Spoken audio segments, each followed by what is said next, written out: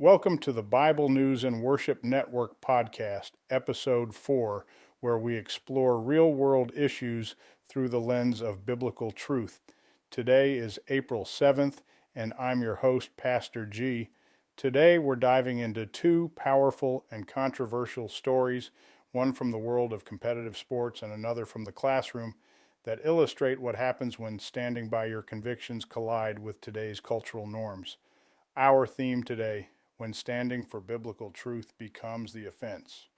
In this first segment, the fencer who took a stand. Let us begin with a story that has been making waves across sports media and beyond.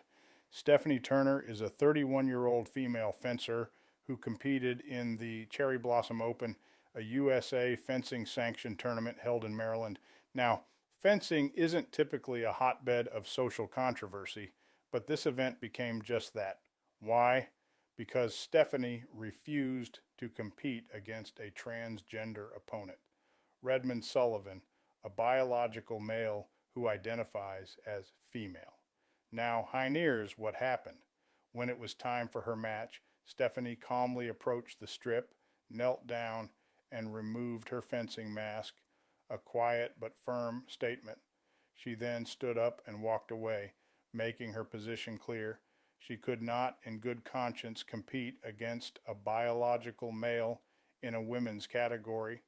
She was subsequently issued a black card, which is the fencing equivalent of a disqualification with dishonor, and removed from the competition.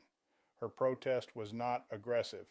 There was no outburst, no confrontation, and yet she was punished harshly.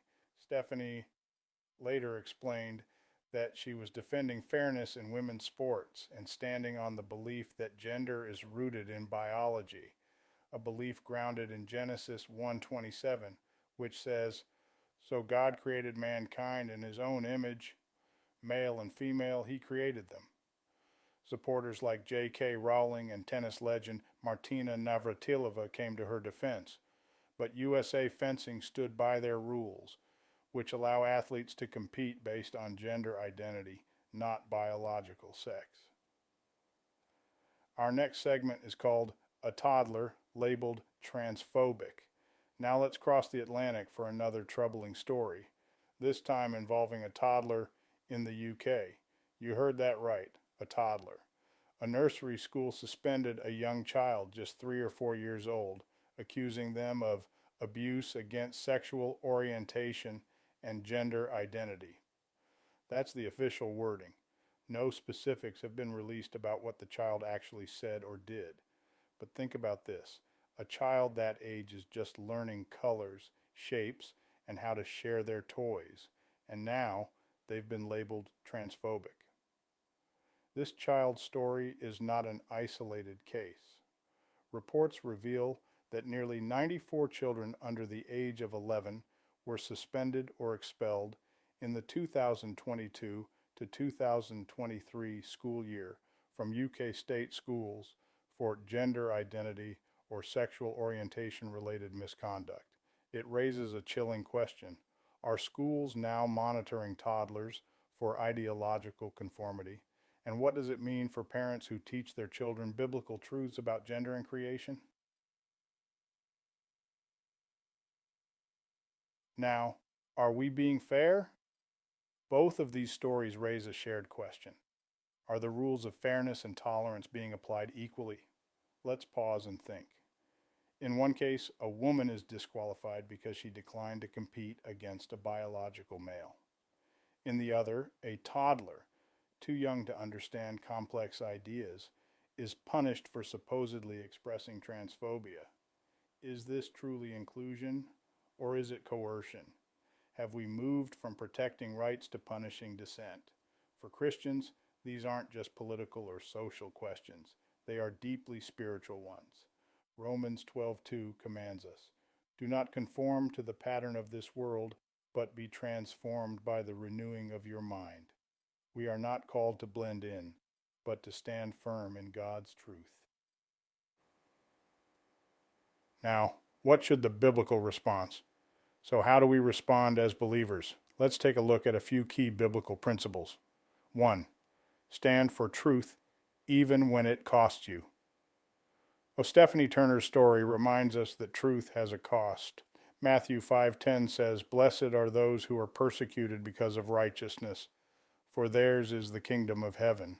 Standing on biblical convictions may mean exclusion from worldly acceptance, but God honors our faithfulness. 2. Truth must be spoken in love. Ephesians 4:15 tells us to speak the truth in love. Our tone matters. Our actions should reflect Christ's character. Stephanie's protest was respectful. Our witness should be the same. 3.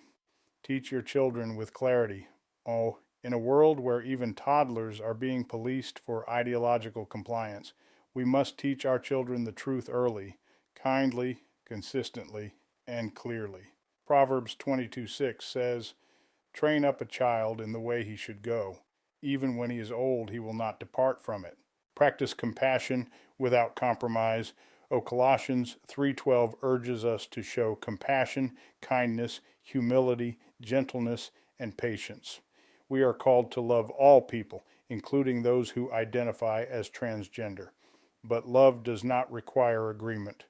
Compassion does not mean compromise. My final thoughts: today's culture tells us that truth is relative and identity is self-defined, but the Word of God stands unchanging. If we're not careful, we'll find ourselves in a world where only one viewpoint is allowed, where biblical truth is labeled hate, where standing up means being pushed out. But take heart, friends. Jesus said in John 16:33, "In this world you will have trouble, but take heart, I have overcome the world." We are not called to win every cultural argument, but to remain faithful. Faithful in truth, faithful in love, faithful to the one who created us, male and female, in his image. Well, thanks for joining us on the Bible News and Worship Network podcast. If this episode encouraged you, share it with someone you know. Subscribe for more discussions on faith, culture, and standing firm in today's world. Until next time, stay grounded, stay gracious, and stay faithful. God bless to you and yours.